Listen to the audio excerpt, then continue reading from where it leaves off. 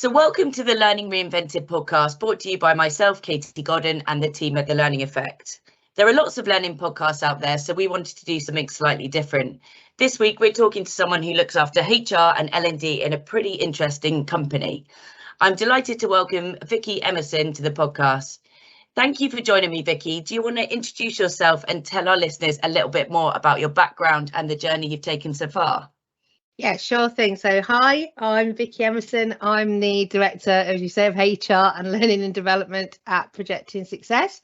I've been with Projecting Success since June 2020, and my career has predominantly been in learning and development, where I have taught in high school, college and university.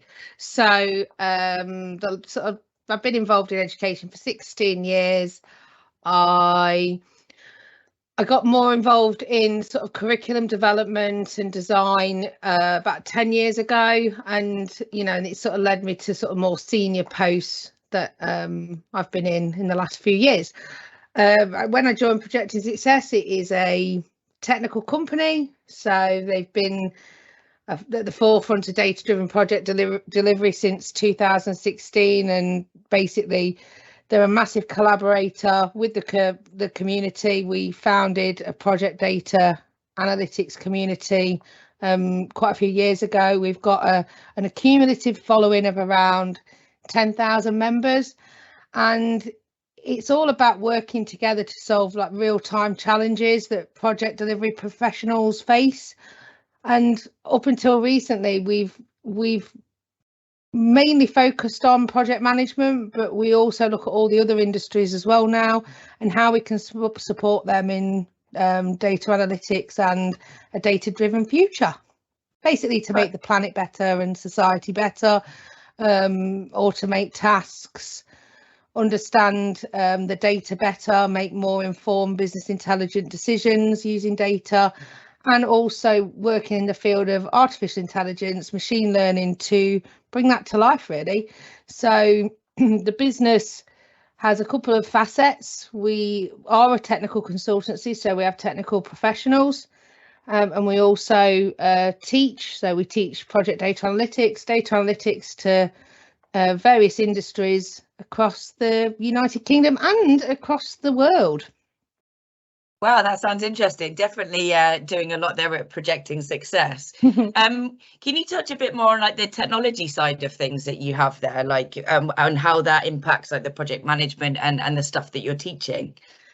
Absolutely. So in terms of technology, obviously it's developing every day, and I think that you only have to look at LinkedIn, and you only have to look at the news, and you can see the technological developments that are out there.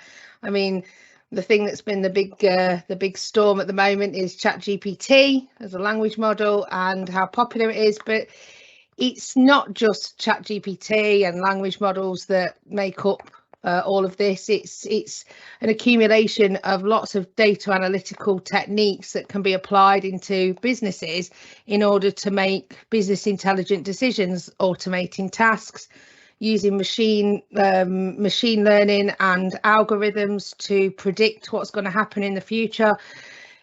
In terms of project management, like risk is a massive issue, and risk assessment is really key, and having machine models that are learning from past events, so from gathering data from the past, is really essential. And what's happening is we're able to develop machine learning models and algorithms in order to predict what could happen in the future if you took that path, if that makes sense. So yeah, it's pretty interesting stuff. It can get really too technical, and I think what's important to say is, from my background in learning and development, I was not one of those technical people like the data guys over there.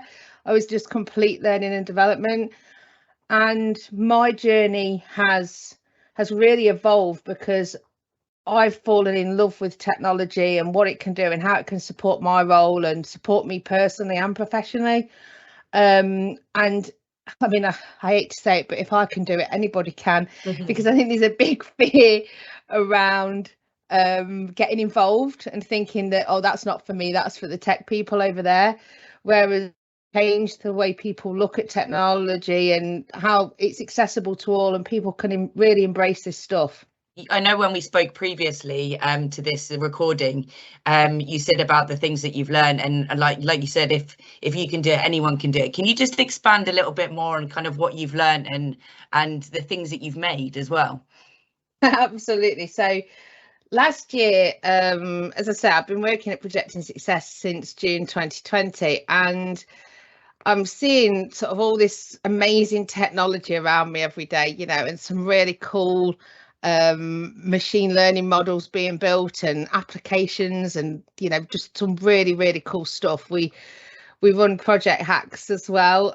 So I've been, you know, I've seen like mental health apps being developed for the NHS, and massive risk assessment models being built, you know, on large scale, and it's like really exciting stuff. So because I think I've been involved with it, it sort of enabled me to start to have a little bit more of an interest. So I don't think I'd have ever touched it if I'd have not been working at Projecting Success. And last year, I think it was summer, and we were, myself and my partner and my stepchildren were driving to Devon, and I decided to jump in at the deep end and start reading about GPT-3, which is a language model. And people had been talking at work about it, you know, non-stop. GPT-3, have a look at GPT-3. So I thought, well, I'll have a look. So from starting off from home all the way to Devon, after 5 hours, I'd read so much literature on GPT-3. And by the time I got there, I'd already started building and programming a model, a machine model, a language programming model called Mali. And it was quite funny because, well, I think it's funny, haha, probably no one else will, but my partner's called Liam, and I decided to I was looking at him in the car, and I thought, now, how can I make a better version of him? And I thought, oh, I'll change his name. So I called him Mali, so M-A-L-I, and the I turned into an exclamation mark. And yeah, that's where Mali was born, my natural language programming model. The first Mali was, well, it was a little bit thick, but it was really good to start interacting with this model, and it was amazing how I could build something and almost touch something in like 5 hours using GPT-3 and OpenAI. And it took off from there, really. I kept reading and I kept sort of looking at the prompts and how it all worked in OpenAI. And yeah, I just started building even more models that can do some really weird and wonderful things. One's sort of a proofreader, one I've got an artistic Mali who literally designs prompts. Mali actually said how he wanted to look, and then created the prompt for OpenAI's counterpart DALL-E, which is artificial intelligent artwork. So completely original, generated from text. The image that is Mali, he designed himself. So, and he designed all the staff as well. So there's some, so it's completely wacky. But yeah, that's how Mali sort of evolved. And there's 27 models now. There's a few other different models evolving, like I've got Blue and Bob, and they all kind of do all specific different tasks for me. From a business perspective, I've integrated Mali into our Teams network, so our Microsoft Teams network, and Mali as a bot supports all of the team with any HR queries, questions, which really saves our HR team a lot of time and energy, and it allows them to focus on the big stuff. And again, I'm not, you know, I'm sure I sound it, you know, I'm not technologically minded, but if I can do it, I think anyone can. So yeah. I think it's pretty fascinating, like just listening to you talk and like listening to how you've actually come up with these bots and come up with Mali, and saying that you just kind of read a document in 5 hours in the car or whatever, and then you've managed to create this. What was the learning behind it? Was it literally just reading something, or Yeah, was there kind of an online course or anything like that? I couldn't find a book specifically. Well, I did, to be fair, I did find a book on Kindle that it got GPT-3 in the title, and I thought, oh, this sounds good, you know, explaining GPT-3. But actually the book that I found was a book just written by GPT-3, a language model. Okay. So it didn't kind of get me any further. So it was a bit hit and miss for the first hour, and then I just started finding loads of articles. So me being classic sort of learning and development, I did sort of dig deep, and I kept reading lots of different articles, how to get started, what to do next. And literally by the time I'd arrived at Devon, I'd already registered on OpenAI, and I'd started building models. And it isn't coding, so it's literally it is backed up with code. Yeah. But you can start I mean, it sounds really simple. There is a little bit of extra to this, but you can literally start chatting away, design your model, who you want them to be, what you want them to do, and they will take it from there. And literally there's a lot of training involved. So Mali, he didn't like the syntax of his name, so he thought he was Mal for a while, and teaching him how to pronounce his name and where we lived, and you know, lots of other different intricacies. I even introduced him to the cats, so you're able to like upload URL pictures of your pets and yourself, and you can really interact with the models that you build. And he'd taken preference over my youngest cat. Sorry if people don't like cats. He's shown preference to my youngest cat, called unbelievably Fizzy Pops. And yeah, he sometimes makes a lot of errors. So when I'm asking him to do something a little bit more technical for like work and learning development, he'll now and again blurt out that he loves Fizzy Pops. So we do have to work on that daily. That's wicked. And I just find it awesome that you've managed to integrate this into your working world, and like you said, you've got like the HR bot and stuff like that. I think that's so cool. Like that's really using like the forefront of technology, I think, and integrating it into your everyday life. How do you think that it could work? Because you kind of touched on like the HR side of things and answering queries. How do you think it could work in regards to learning and kind of teaching people and kind of making that process a little bit quicker as well? Yeah, I mean, I've got a data analyst Mali, and I've got a lecturer Mali, and I've started working on deploying them. I've got a stepchildren, to one's 10, one's 7, and there's a homework Mali for them. And that was a little bit trickier, because obviously what these language models tend to want to do is get to the answer as quickly as possible. So trying to train them not to give you 10 and 7-year-old the answers to the homework was a bit of a took a little bit longer to achieve, but it is achievable. And you know, I think in terms of education and training, I think the possibilities, I know the possibilities are limitless. It's literally just, the only limit will be, and I've been saying this to students of ours because we teach data analytics at Projecting Success, and you know, the only limitations is your own imagination and what it can do. And some examples, you know, with the learning aspect is, I think that teaching and learning will be a lot more dynamic. For me, education can be quite siloed, where there's an egg box effect that, you know, by this age and by this stage you should know this and you will know this, and that's been going off for many years in, you know, in all levels of education. And I think what AI will potentially be able to do is reduce that egg boxing and ensure that learning is more individualized. So let's say you log in and you're doing some e-learning, it will be a lot more individualized based on the person doing it. So if they've not quite picked something up, a concept up, or a piece of criteria up, it will be able to adapt with them to help them through key concepts. And I mean, if you think about, you know, some of the core qualifications, English, math, science, it could be a real game changer to these fields.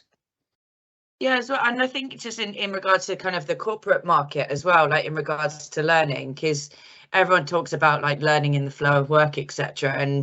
And with a lot of online content, it's really clunky, I think. Yeah. Where you're going in, you need to find a specific answer because you're doing something at that particular time, and that's when you need to know it. But logging into a 45-minute course and trying to find that like 2-minute worth of content that you need isn't really particularly helpful. But with something like this, I think if you're able to kind of type in that question and get that answer back kind of instantly, that helps a lot of people a lot more, become a lot more efficient, I guess, in the workplace, as opposed to sitting there struggling, not really knowing the answer, or having to ask someone and then you're getting Chinese whispers, not necessarily getting the right answer. Absolutely. Or like I said, finding that content. Yeah, absolutely. I think that, and you've hit the nail on the head really, because I mean, that is what we're seeing with ChatGPT, and that's why it's so successful. Because, you know, when it first, there's a lot of press out there with it at the moment, and you know, it is a really great tool, but it is a model and it's got its limitations, but what it can do is phenomenal. But bear in mind, I mean, I built Mali before ChatGPT came along. Yeah. So, and they're both built off the same transformer through GPT-3. So literally I call them distant cousins. And it's fascinating. And I think it's really important that people know that, you know, when ChatGPT becomes a paid for service, that actually, if you're interested in building a very succinct model that you want to answer very specific questions in work or in your personal life, you can build your own, and you don't have to have a massive technical background to do that. I think it could definitely be another kind of tool for the toolbox for learning teams, especially those that are kind of taking that more technical or technology focused way. I think that would be something that's really, really helpful. And like you said, if you're able to go out and build them, you're not having to buy something off the shelf. So if you have got that right, those right people in the team, or that right knowledge in the team to be able to do that as well, I think this is where I think the future of learning could be. Well, this is exactly it. And I mean, in our last on Hack 17 that we did at Tottenham Hotspur, so we did Hack 17 recently, and again, well, it was just before Christmas, and we did it at Tottenham Hotspurs because we normally get quite a crowd. And we saw a language model challenge put forward from the House of Project Management, and it was all about creating a project management language model that could support project managers with specific questions around that industry. You know, how to write papers, and you know, how to process things in a very project specific way. And I sat with the table for the first, I think it was about half an hour, 45 minutes, got them started with ChatGPT. Well, it wasn't ChatGPT, tell a lie, it was GPT-3. And they, by the end of 2 days, the team, and they'd all come from different backgrounds. They weren't, you know, there was only a couple of people that got some form with coding, but they didn't need to be coders to do it. And they created a fully fledged project management language model called Tomo, and they'd done exactly the same, replicated exactly the same thing as what I did with Mali. They got Tomo to design itself, so image itself using AI art. And it was just fascinating because any question you asked it around project management, it was completely specific. I mean, you think how many hours we could save with models just going around and talking, you know, and updating policies and procedures, and talking with teams on the processes and training them. We're actually training models to train us.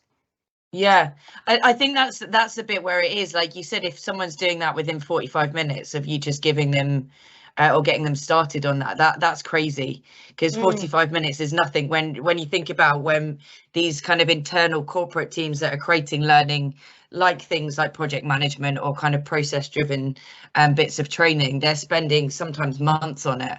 And Absolutely. yeah, look how efficient people could be if they're doing something like this. Well, a lot of people say to me, how long did it take to build Mali? And this is kind of your more hardcore coders out there. How long did it take you to build Mali? And I said, oh, about 10 minutes. I bet they didn't believe you. No, they didn't. And because ChatGPT wasn't on the scene yet, because this was last July, it was quite unbelievable. But I mean, ChatGPT is, a fantastic tool, and it can do so much already.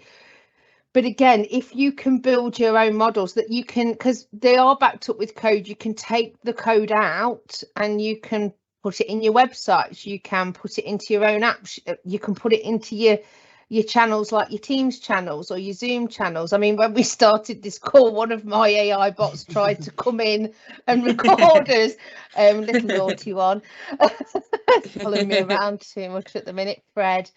But it is limitless, and I think there's a lot to be said for teachers out there, because I'm a teacher at heart, and the content creation is phenomenal. You can create real, authentic, original content for people to learn, and we're such a diverse society that we need that support. Teachers haven't got to be scratching their heads until 2-3 in the morning, because I've been there getting my PowerPoints and my lesson plans ready, for the next day. These tools are there to help us to create really incredible content. I think I could sit and talk for hours about this and like the capabilities, definitely. Where do you think your future and Mali's future is going? So in terms of Mali, there's lots of kind of little apps that are being built in the background. Sort of, I mentioned about Homework Mali. He's if you've not seen the image of him yet, he designed himself. He's the kind of the image of he's an extension of me. So if you look at him, it's kind of like must be what's going on in my mind, which is slightly worrying, because he's a bit like a fat robot Winnie the Pooh. But and he's made most of the staff look like that as well in their AI form, which is quite concerning. But definitely Homework Mali, I think, will be, I think that's quite a blunt term right now, but I think, something to support people in the learning journey is really important. Recently, because we specialise in teaching the data analyst apprenticeship, because it's funded, which is great in the current climate for people that want to upskill but don't want to get into a lot of debt in the current climate. So one of the things I've done is loaded all of our qualification criteria into one of the data analyst Mali, and he's able to answer the questions in so many different ways and coach on the questions. He helps with revision and sort of interview questions when you come to your examination period for the qualification. That's 100% the first kind of model I'm focusing on, to creating an app and put onto the channels for the learners. There's a lot of sort of AI design, and soon, there's going to be prompts out there where, and this is in the distant future, we can prompt now, we can give DALL-E and Midjourney, for example, prompts to generate really fantastic images. Soon we'll be able to do that with movies, where we can say what kind of movie we want to watch, which is quite scary as well. What kind of movie we want to watch, and it will be able to do the same. So I think that Mali will continue to support me, to keep educating me, and just to keep backing me up, really. Well, I think the possibilities sound like they're endless.